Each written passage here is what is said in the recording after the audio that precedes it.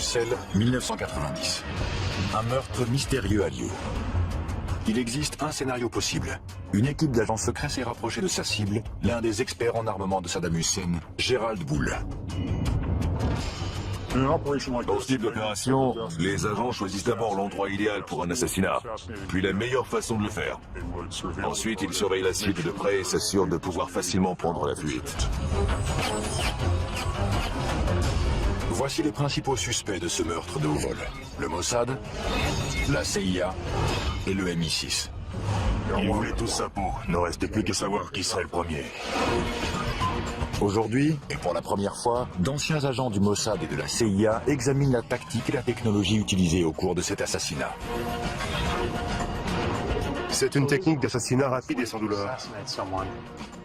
Leur mission, faire la lumière sur un mystère resté irrésolu jusqu'à aujourd'hui. Qui a tué Gerald Bull?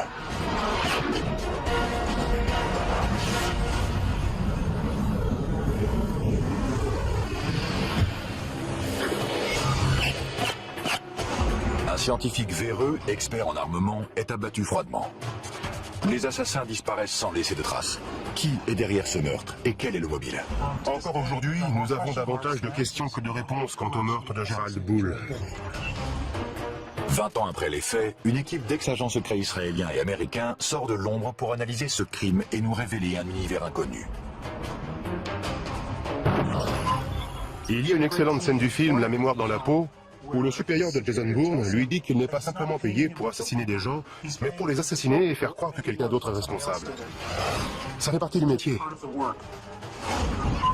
C'est un univers de surveillance, de trahison et d'habileté technologique. Les missions sont organisées pendant plusieurs années et leur succès repose sur l'entraînement et l'instinct d'un agent sans visage et sans identité, l'agent secret. J'ai passé 13 ans au sein du Mossad. Pendant les 7 premières années, j'étais un combattant, c'est-à-dire un agent clandestin. Les actions d'un bon espion peuvent réellement changer le cours de l'histoire. L'espionnage est la deuxième profession la plus ancienne du monde et l'une des plus dangereuses. J'ai été un agent traitant de la CIA pendant de nombreuses années, travaillant en clandestin. Il n'existe pas d'immunité diplomatique pour ce genre de mission. C'est un peu comme un soldat qui se fait arrêter alors qu'il ne porte pas d'uniforme. La punition est bien plus sévère. Il existe une trace de ces dangers. 102 étoiles gravées sur le mur commémoratif du siège de la CIA à Langley. Chacune d'entre elles représente un agent qui a sacrifié sa vie. Le véritable risque d'un agent clandestin est d'être découvert. À terre! Plus vite! Ça peut devenir moche. Le risque est important et impossible à éviter. Les espions risquent leur vie chaque fois qu'ils entrent en territoire ennemi. Mais il existe une mission en particulier qui est bien plus dangereuse que les autres. Il s'agit de l'opération clandestine et mortelle appelée liquidation. Les opérations clandestines de liquidation sont très rares.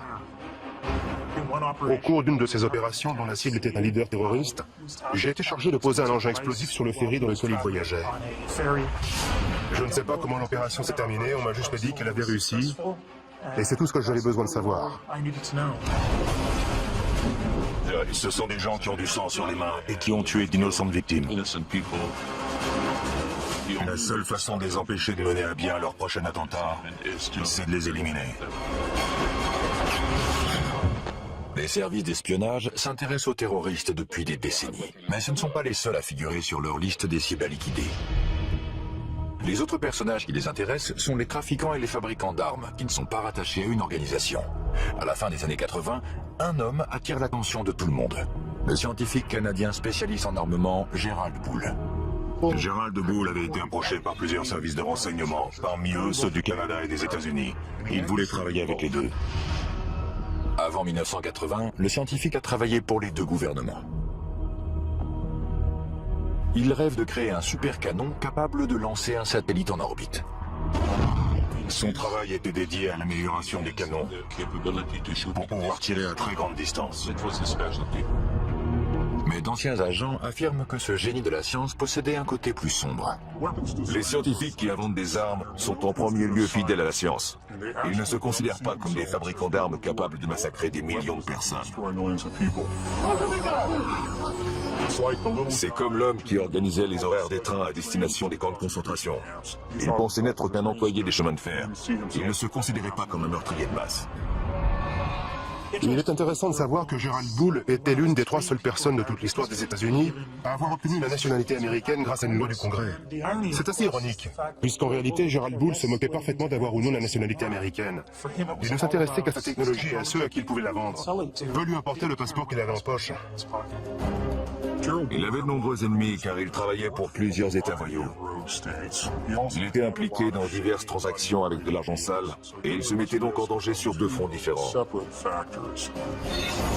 En 1980, Gerald Bull enfreint les lois américaines sur l'armement et il est accusé de trafic d'armes avec l'Afrique du Sud. Il est condamné à 6 mois d'emprisonnement dans une prison fédérale. Gerald Bull était à 2 doigts de mettre au point un système balistique qui aurait pu nous protéger de tous nos ennemis pendant très longtemps. Je ne sais pas ce qui s'est passé quand il a rompu avec la CIA, mais à l'époque, c'était une star. Quand Bull ressort de prison, il n'a plus de patrie. Il projette de construire son super canon et de le vendre au plus offrant. Il a de nombreux clients potentiels. La Chine, l'Iran et un peu plus tard, l'Irak.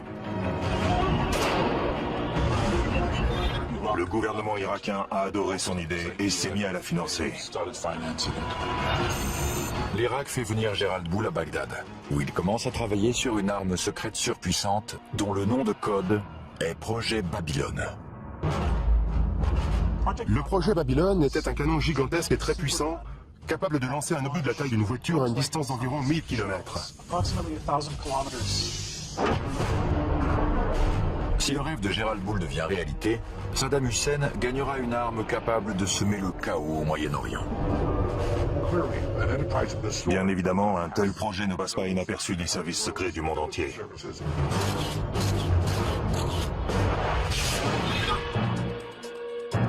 La nouvelle du projet Babylone se répand au sein des différents services de renseignement de la planète, y compris les services secrets israéliens, le Mossad. L'Irak avait déjà menacé plusieurs fois d'entrer en guerre contre Israël. Le Mossad dédiait par conséquent énormément de temps et d'argent au recrutement d'officiers supérieurs de l'armée, de scientifiques et de membres du parti Baas. Il envoyait également des agents sur place pour obtenir des informations pratiques. Si le Mossad prend quelqu'un pour cible, ce n'est qu'une question de temps avant que cette personne soit amenée devant la justice.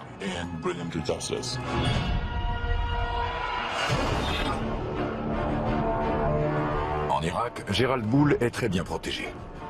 Chaque jour, l'étape finale de la construction de son super canon se rapproche.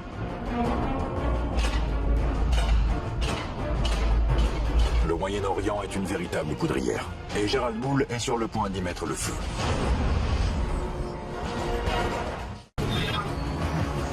Irak, 1989. Le scientifique Gerald Bull, spécialiste en armement, travaille d'arrache-pied à son chef-d'œuvre, un super canon de 156 mètres de long, capable de semer le chaos au Moyen-Orient. Il s'est mis à travailler au service de Saddam Hussein, qui a déjà plusieurs armes de destruction massive et qui finance la fabrication de son canon. Cette arme aurait fourni une meilleure précision aux munitions. Bull était en train de rendre l'armée irakienne plus puissante. Nous ne disposions que de très peu de renseignements sur l'avancée des travaux sur ce super canon. Nous n'avions pas les agents nécessaires sur place. Cependant, il semble que le développement de la nouvelle arme de Gerald Bull soit surveillé de près par le Mossad, le service de renseignement israélien. Les informations recueillies par le Mossad concernant ce projet venaient de sources diverses. Certains renseignements étaient d'origine humaine et venaient de personnes haut placées dans le régime irakien qui avaient été recrutées et fournissaient des informations à des agents traitants du Mossad. Ce n'est plus le cas aujourd'hui avec les terroristes actuels, mais à l'époque, les Irakiens étaient encore sensibles aux méthodes de recrutement traditionnelles qui sont utilisées depuis que l'espionnage existe. Le ROHUM, ou le renseignement d'origine humaine, est l'art de recueillir des informations par le biais d'entretiens, d'interrogatoires, de corruption et de chantage. Si vous révélez des informations secrètes, nous mettons ces informations sous surveillance et en échange, vous recevez une somme d'argent considérable, à la condition que vous fournissiez un produit de grande valeur. Pour les agents clandestins en Irak, le prix à payer peut être très élevé. Lorsque les agents du Mossad opèrent au sein des pays cibles, ils prennent le risque d'être torturés, exécutés ou emprisonnés. Il est très peu probable qu'ils revoient la lumière du jour une fois découverts. Le pire cauchemar des espions, c'est un séjour dans la chambre des horreurs, où l'on procède à l'arrachage des ongles. Il faut éviter cet endroit à tout prix. Car c'est là qu'on vous arrache les ongles. Vous êtes complètement épuisé et on vous attaque de toutes les façons. Vous subissez une torture psychologique. On essaie de vous humilier et surtout de vous faire craquer. Mais bien sûr, certains d'entre nous possèdent une force qui leur permet de résister. Pour éviter la chambre des horreurs, un espion doit toujours avoir des yeux derrière la tête, même s'il ne quitte jamais sa cible du regard. Lorsqu'on met en place une opération de surveillance, il ne faut jamais oublier que l'ennemi va utiliser des techniques de contre-surveillance. Prendre des photos d'un sujet est un acte agressif qui éveille les soupçons. Une grande partie de notre information est dédiée à la photographie clandestine. Et c'est l'un des éléments essentiels du métier que tout espion se doit de maîtriser.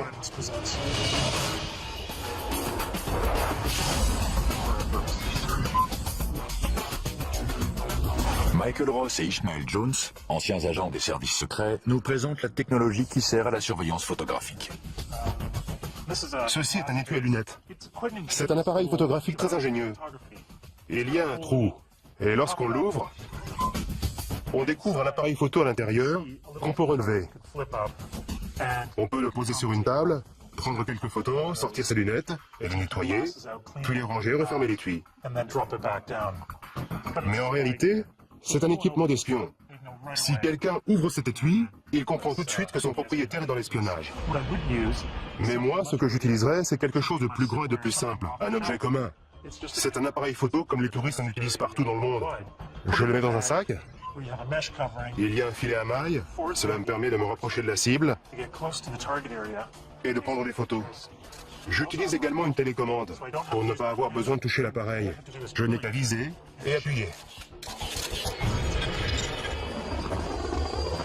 La surveillance d'un site à haute sécurité, comme celui de la fabrication d'armes du projet Babylone, est très risquée. La capture des agents aboutit à leur torture, ou pire encore.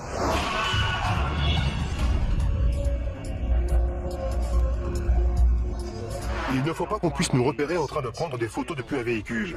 C'est tellement facile de se faire tuer dans un pays cible. L'une des techniques qu'on peut utiliser, c'est celle de la boîte de mouchoirs. On laisse quelques mouchoirs à l'intérieur et on y place l'appareil photo. Puis on l'installe sur le tableau de bord comme ça. Je choisis la position idéale pour pouvoir prendre des photos des cibles que je veux immortaliser. Et voilà, je suis juste assis dans ma camionnette, les mains sur le volant. Je n'utilise même pas l'appareil. Jabal Amrin en Irak, 1989. Gerald Bull teste une version réduite de son supercanon, le Mini Babylone. Il travaille également à l'amélioration du système balistique des missiles Scud de Saddam Hussein. Ces avancées pourraient avoir de terribles conséquences. Sa mission consistait à fabriquer des obus et des bombes qui transporteraient des armes chimiques et biologiques. Leurs effets auraient été catastrophiques. Pendant ce temps-là, le canon Babylone de 156 mètres de long en est encore au stade du balbutiement. Le nom de code du projet est PC2, pour complexe chimique numéro 2. Des tuyaux en acier parviennent d'Europe en Irak pour un soi-disant projet pétrochimique. Mais ils serviront à construire le canon du véritable Babylone. Au cas où Israël considérait ce super canon comme une menace potentielle, l'une des solutions consisterait à bombarder le site. Mais la géopolitique de la région rend cette option extrêmement risquée. Envoyer l'armée de l'air israélienne dans l'espace aérien des pays voisins qui faciliterait un bombardement est très difficile et très compliqué. Ce n'est pas une action qu'Israël peut mener sur un coup de tête. Habile, impitoyable et mortel. La réputation d'assassin de personnages importants du Mossad est légendaire. C'est une guerre dans l'ombre, et parfois, en temps de guerre, il faut faire preuve de violence pour pouvoir détruire l'ennemi. Le Mossad encourage cette réputation, car il pense qu'elle effraie ses ennemis et qu'ils hésiteront donc à attaquer. Gérald Boule et son canon surpuissant, financé par Saddam Hussein, représentent une menace potentielle aux yeux d'Israël. Le projet attire maintenant l'attention des services secrets du monde entier. Il venait en aide à l'Irak, et il savait pertinemment que ce pays était devenu l'ennemi des États-Unis. Le projet d'armes secrètes de Gérald Boule implique toute la planète. Des éléments essentiels à sa construction ont été fabriqués dans plusieurs pays différents. Gérald Boule effectue plusieurs allers-retours entre Bruxelles et le Moyen-Orient. Et il reste quasiment intouchable lorsqu'il est en Irak. La logistique d'un assassinat, alors qu'il est sous la protection du régime irakien, est beaucoup trop compliquée. Il s'agit d'une opération d'une envergure trop importante pour être menée à bien. L'un des scénarios envisagés est d'attirer le scientifique hors d'Irak, en le faisant venir à Bruxelles à l'aide d'une tactique très utilisée. Flatter l'ego de la cible. Une fausse conférence a été annoncée et il était invité à intervenir et à prononcer le discours liminaire de cet événement fictif. Les services de renseignement ont les moyens d'organiser une conférence, de faire venir des participants, financer l'événement et inviter la cible à y participer en flattant sa vanité. On lui dit « Nous savons que vous êtes le plus grand spécialiste en canon du monde et nous aimerions que vous participiez. » Selon Yuval Aviv, ceux qui essaient de piéger Gérald Boule l'ont alléché davantage en utilisant un pot de miel. Le pot de miel est un terme qui remonte à l'époque de la guerre froide. Le pot de miel, c'est une femme qui était probablement chargée de l'attirer hors d'Irak jusqu'en Europe. Il s'agissait certainement d'une jeune journaliste. Dans le cas de Gérald Boule, je ne suis pas certain qu'il y eut un pot de miel. Je pense qu'il voyageait régulièrement en Europe, puisque c'est là qu'il conduisait ses affaires. C'était beaucoup plus simple d'attendre qu'il revienne en Europe et le cibler ensuite.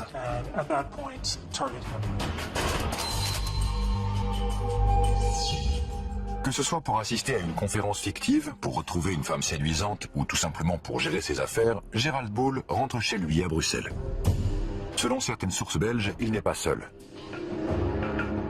Un ou plusieurs services de renseignement maintiennent une surveillance constante. L'équipe de surveillance doit être dynamique et souple pour pouvoir suivre la cible dans n'importe quelle situation. Le plus important, c'est d'être capable de découvrir où le sujet habite, quelles sont ses habitudes et quels endroits il fréquente. En 1990, la technologie n'était pas aussi développée qu'aujourd'hui. Il y avait certainement des agents qui le surveillaient directement en le suivant et en essayant de maintenir autant de distance possible entre eux pour éviter d'être repérés. Si un agent est découvert pendant une opération de surveillance, c'est toute la mission qui est compromise. Maintenir une bonne couverture, c'est la seule protection efficace pour les agents qui opèrent au sein de pays ennemis. Ce ne sont ni les armes, ni la maîtrise des arts martiaux qui vous protègent dans cette situation, mais bel et bien votre couverture. La couverture des agents à Bruxelles devient capitale. Une identification photographique et surtout une identification fiable de la cible à éliminer est essentielle, car l'histoire regorge de victimes innocentes qui se sont fait liquider par erreur. Il faut prendre des clichés à différents moments de la journée et sous différents angles pour que l'assassin dispose d'une série complète de photographies à étudier afin que l'identification soit parfaite. Garder l'œil sur le scientifique est loin d'être un jeu d'enfant. Certains pensent même que les agents qui l'observent sont surveillés à leur tour. Je suis persuadé que ceux qui l'ont assassiné étaient surveillés de près par d'autres agents. Une couverture décelée peut faire s'effondrer une mission comme un château de cartes. Les agents doivent avoir l'art de se fondre dans le paysage et s'assurer de ne pas dévoiler leur équipement.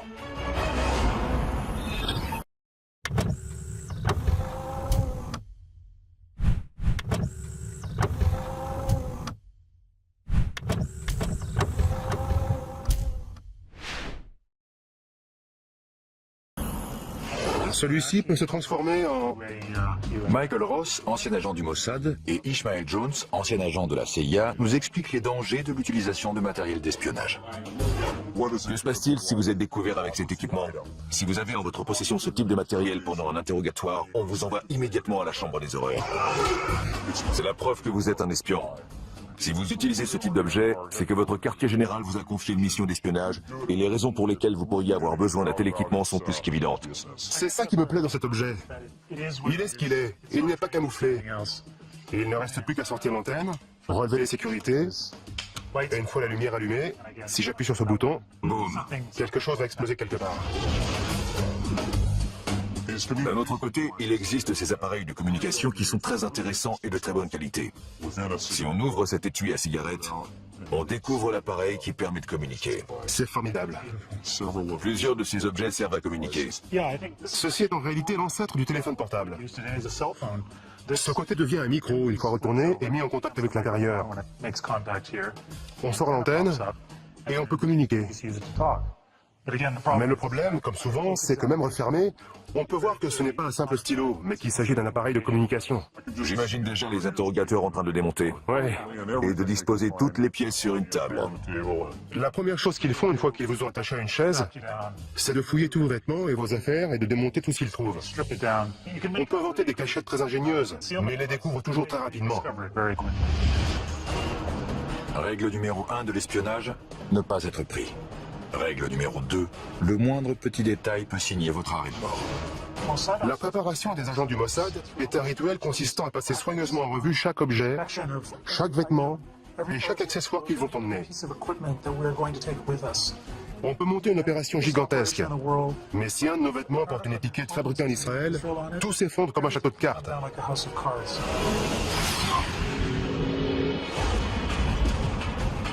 C'est l'hiver en cette année 1989 à Bruxelles.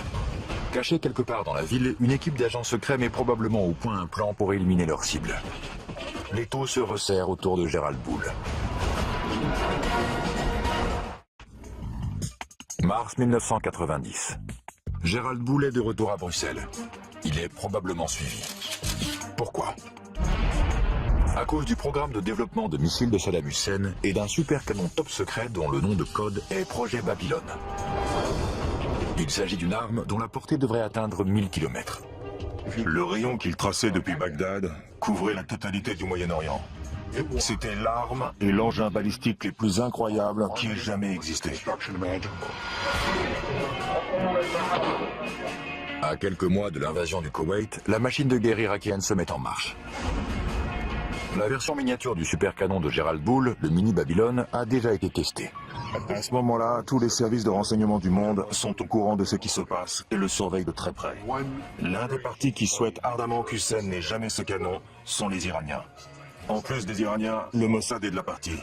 La CIA également, puisqu'elle sait exactement de quoi Gérald Bull est capable. Il a travaillé pour eux auparavant. Une série d'avertissements tente de convaincre le scientifique de cesser immédiatement son travail sur le projet Babylone. Gérald Bull pense que des cambrioleurs se sont introduits plusieurs fois chez lui. Ces cambriolages envoient un message très clair. Laissez tomber le projet Babylone, sinon... Un autre scénario possible est une tentative audacieuse de la part des agents secrets pour garder un œil sur les communications de Gérald Bull, en utilisant le ROM, ou renseignement d'origine électromagnétique. Il s'agit de l'interception de tout type de communication utilisant les ondes. Les conversations téléphoniques, les fax ou les téléx. En résumé, tout ce qui peut être envoyé électroniquement est la cible du ROM. La CIA utilise depuis très longtemps ce type d'opération technique, qui consiste à installer des micros, des dispositifs d'écoute et de surveillance d'appels téléphoniques. Donc, elle est toute désignée pour mener ce genre d'opération de surveillance, et particulièrement la surveillance électronique de la cible.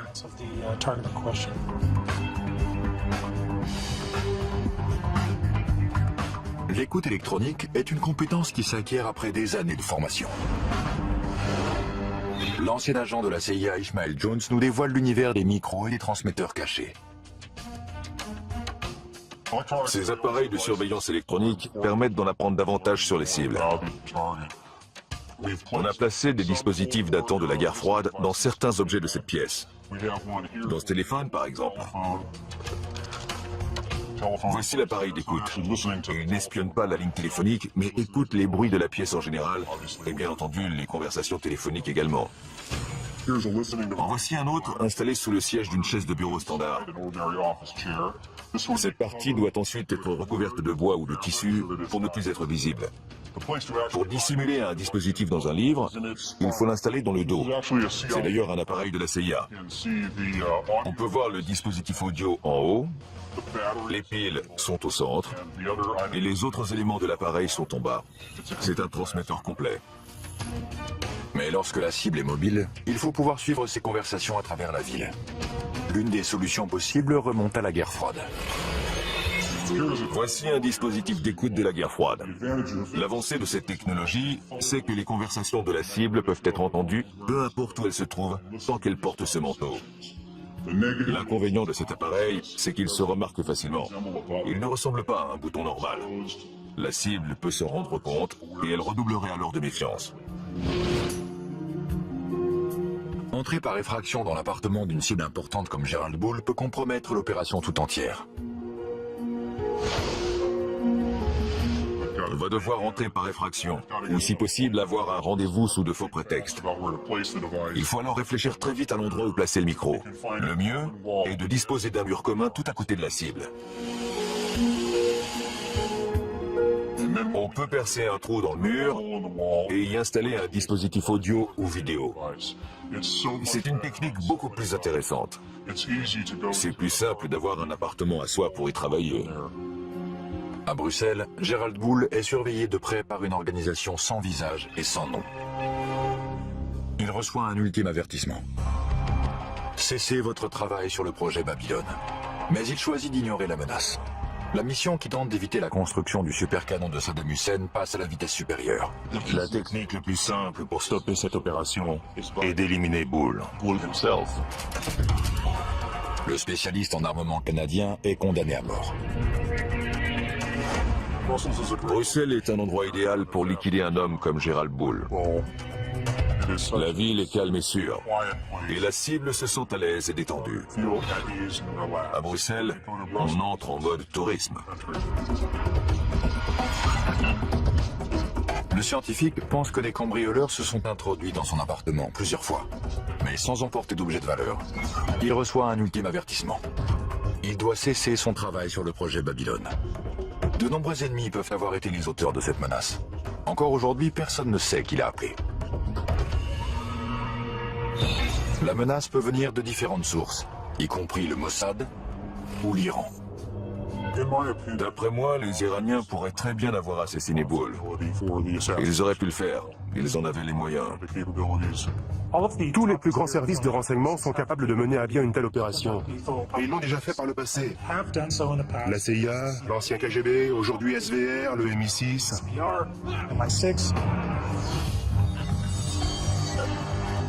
Qui était capable d'assassiner Gerald Bull? Tout d'abord le Mossad, puis le MI6. Les services secrets britanniques, le MI6, auraient utilisé des membres des forces spéciales, le SAS, pour retrouver des agents d'Al-Qaïda. Leur devise est « Qui ose gagne ». Ils sont très efficaces et professionnels. Ils utilisent certaines des techniques et certains équipements que les Israéliens et le KGB emploient. Ils font sans aucun doute partie des meilleurs. Le Mossad possède sa propre branche de liquidation, le Kidon. Le mot qui donne peut signifier, selon le contexte, javelot ou baïonnette. C'est une sous-division du Mossad chargée de la surveillance de cibles terroristes et d'opérations clandestines d'assassinat. Si ça s'avère nécessaire. Si le Kidon n'est pas près vous, ils vont vous avoir. Il n'y a aucun endroit sur Terre où leur échapper. Vos jours sont comptés.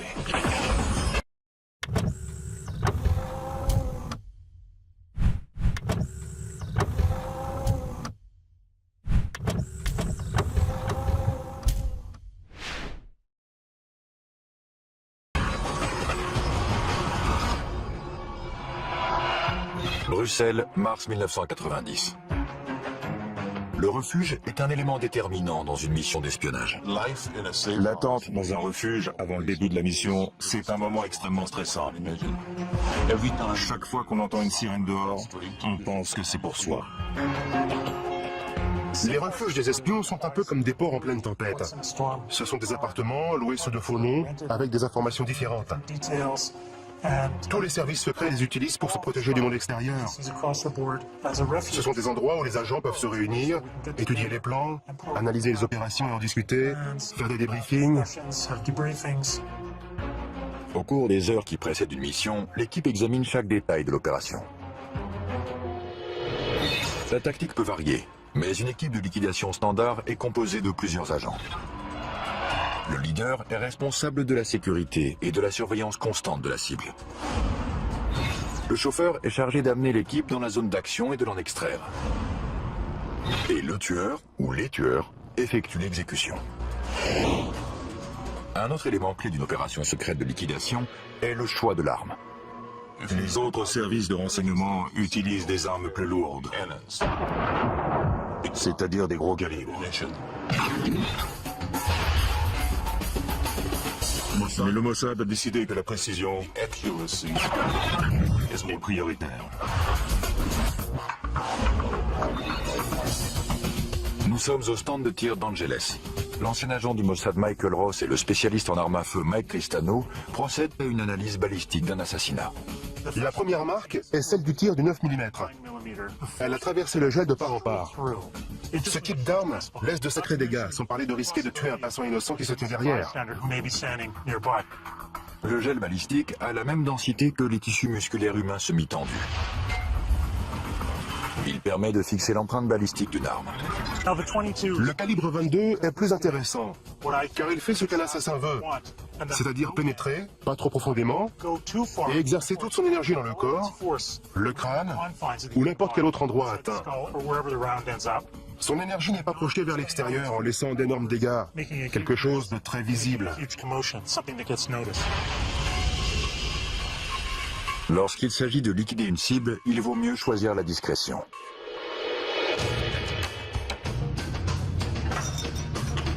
Un autre problème que peut rencontrer une équipe d'agents opérant à l'étranger est le transport d'armes vers un autre pays. En Europe, on peut facilement se procurer une arme sportive, même si la loi sur la possession d'armes est très stricte. On retire le canon, il faut ensuite le scier à cet endroit et le remplacer par la suite, car sur ce type d'arme, la chambre est située dans cette partie du canon. On retire aussi le magasin et on obtient une arme qui se rapproche d'un pistolet. Une fois les pièces les plus petites et les plus discrètes assemblées à nouveau, on obtient une arme de petite taille, idéale pour une exécution et similaire à celle que le Mossad utilise. Le résultat est un semi-automatique de calibre 22 à 7 coups et sur lequel on peut visser un silencieux. D'autres agents suggèrent que la valise diplomatique est un autre moyen efficace d'introduire clandestinement une arme dans un autre pays. Les valises diplomatiques sont indispensables aux services secrets, car elles permettent de transporter d'un pays à l'autre différents objets, allant d'images satellites à des armes si nécessaire. C'est une méthode sûre et efficace qui permet de déplacer des objets importants et de déjouer le contre-espionnage. L'arme, les agents et le plan sont prêts. L'équipe de liquidation d'origine inconnue se poste à proximité de l'appartement de Gerald Poole. Mais il reste encore un problème. Les autres services de renseignement qui pourraient surveiller la cible doivent être éloignés, mais sans recourir à la violence. On n'a pas un permis de tuer, comme James Bond, qui autorise à décider soi-même qui on peut liquider. On est uniquement autorisé à éliminer la cible identifiée au cours de la mission. Impossible d'ajouter quelqu'un d'autre à la liste. On ne peut pas tuer n'importe qui. Hors de question.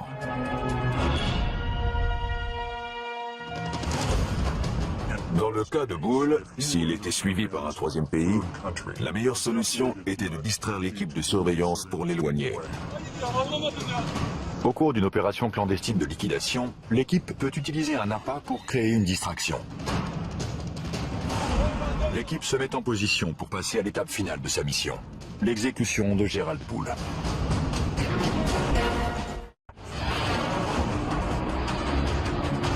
À la veille de la guerre du Golfe, Saddam Hussein a rassemblé un arsenal d'armes de longue portée. Le scientifique expert en armement Gerald Poole est l'un des fers de lance de cette initiative. L'étau se resserre, alors qu'un service de renseignement dont l'identité demeure inconnue le prend pour cible. Il compte l'éliminer avant que son arme détruise l'équilibre précaire du Moyen-Orient. Bruxelles, 22 mars 1990. Une équipe d'agents secrets est en position aux abords de l'appartement de Gerald Bull. Toute la mission et ses mois de préparation dépendent de ce moment précis. S'il s'agissait d'une opération du Mossad, alors les agents devaient être à leur poste pour communiquer les informations et les mouvements de la cible. Si on suit ce scénario, c'est ensuite au tueur désigné, une fois l'identité de la cible confirmée, d'entrer en action. Le tueur doit rester concentré sur la cible et son second se charge de sa sécurité et d'empêcher toute intervention extérieure. Le leader de l'équipe déployée est responsable de leur sécurité lors de l'extraction. Au dernier moment, lorsque tout est en place et que tout le monde est prêt, l'équipe entre en action et procède à l'exécution.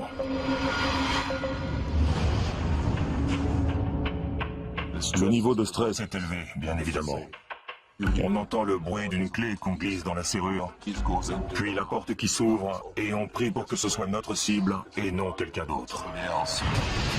Puis la cible se trouve juste devant nous, et c'est là qu'il faut vous en occuper. Et avant que la cible meure, on s'assure qu'elle sait pourquoi on est là.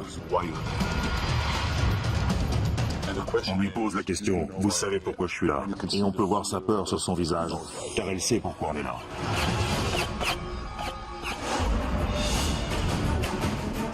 Une fois que c'est fait, tout le reste de votre équipe est en mode « Comment fuir ?» Comment sortir de toute cette zone sans être vu et disparaître? Le leader emboîte le pas du tueur alors qu'il se dirige vers un véhicule pour s'enfuir. Il s'éloigne en prenant deux virages à 90 degrés pour que personne ne puisse voir dans quelle direction il se dirige. Après ces deux virages à angle droit, ils arrivent au point d'extraction où un autre véhicule les attend. L'équipe s'éloigne pour disparaître à tout jamais. Il n'y a aucun témoin. Gerald Bull a été abattu de plusieurs balles. Et personne n'a rien entendu. Le tueur a utilisé un modérateur de son, plus communément appelé silencieux. Il s'agit d'un dispositif essentiel à une liquidation rapprochée. De retour au stand de tir d'Angeles, Michael Ross et l'expert en armes à feu Mike Cristano nous exposent la science du silence. Voici un 9 mm non muni d'un silencieux.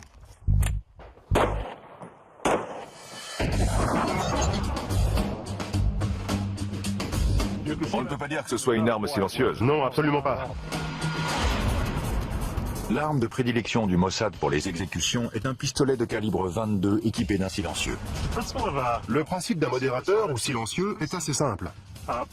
On le place sur la bouche du canon d'une arme à feu. Le mécanisme interne est une série de rondelles qui piègent les gaz libérés lors d'un tir. Le bruit est émis lorsque le percuteur heurte la balle, qui est ainsi projetée hors du canon. Si on parvient à étouffer ce bruit, à dissiper ces gaz avant que la balle ne sorte du canon, le tir devient très silencieux. Un silencieux peut réduire le niveau sonore d'un coup de feu de 30 décibels. Un autre avantage du silencieux est qu'il améliore la précision du tir.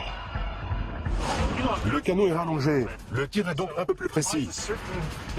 C'est le même principe qu'avec un fusil. Il est plus précis parce que le canon est plus long. Comme vous le voyez, les impacts sont relativement groupés. Je crois qu'on peut dire qu'il est mort. Grâce à leur technologie et à leur habileté, les assassins de Gerald Bull ont pu s'échapper sans être repérés. Mais le mystère reste entier. Qui a appuyé sur la détente? La probabilité qu'un service de renseignement étranger soit responsable de l'assassinat est grande. Le premier qui vient à l'esprit est le Mossad. Il est bien connu que le Mossad procède à des liquidations. Il existe une autre possibilité. Le tueur est peut-être un agent d'un autre service secret travaillant en collaboration avec le Mossad. La seule organisation qui pourrait collaborer avec le Mossad est le MI6 britannique. Le Mossad n'a jamais collaboré avec d'autres services par peur que l'autre organisation ne soit pas à la hauteur, qu'il y ait trop de paperasserie et que toute la mission soit ralentie. Mais ils ont collaboré à de nombreuses reprises avec le MI6. Et avec succès. De nombreux spécialistes sont persuadés que les responsables sont des agents du Mossad. Mais le résultat des analyses balistiques ne correspond pas à leur mode opératoire. Un pistolet calibre 22 avec silencieux. L'élément intéressant dans cette affaire est que Gerald Bull a été assassiné avec une arme de gros calibre. La scène a donc dû être très sanglante et je pense que cela indique que le tueur n'était pas un professionnel. Mais il existe bien entendu la possibilité que les tueurs aient choisi de faire croire que quelqu'un d'autre, nettement moins professionnel, était responsable du meurtre. Un troisième scénario pointe du doigt une autre organisation qui aurait été postée devant l'appartement de Gerald Bull avant l'assassinat. Les Iraniens. Les Iraniens figurent en bonne place sur la liste des suspects potentiels, au vu du simple fait que toute arme développée par l'Irak pourrait être utilisée contre eux. L'Iran a des agents, mais ceux-ci ne maîtrisent pas la sophistication déployée dans cette liquidation. La CIA est un autre suspect potentiel de l'assassinat de Gerald Bull. Gerald Bull constituait une menace suprême. Et je pense que l'agence aurait fait appel à un allié qui utilisait des méthodes de liquidation. Je ne pense pas que la CIA puisse être impliquée dans un assassinat. Mais il est possible que l'un de ses responsables ait mentionné que Gerald Bull était un problème et qu'il faudrait qu'il soit éliminé. Parfois, ce qui favorise l'action est de se taire alors qu'on sait ce qui se passe. L'univers de l'espionnage est souvent comparé à un palais des glaces. La réalité n'est jamais vraiment ce qu'elle semble être. Le mystère qui entoure la mort de Gerald Bull reste entier. L'identité de l'assassin reste inconnue. Est-ce que certains services de renseignement étaient au courant de l'exécution? Et si oui, combien? Une seule chose reste certaine. Quelqu'un a violemment mis un terme à la vie de ce brillant scientifique. L'enquête sur la mort de Gerald Bull n'a pas été très approfondie. Et il semble y avoir davantage de pays satisfaits par sa disparition que de nations qui s'inquiètent du fait qu'il ait été assassiné à Bruxelles. L'exécution de Gerald Bull a été un grand succès, car lorsqu'il est mort, le projet du canon est mort avec lui.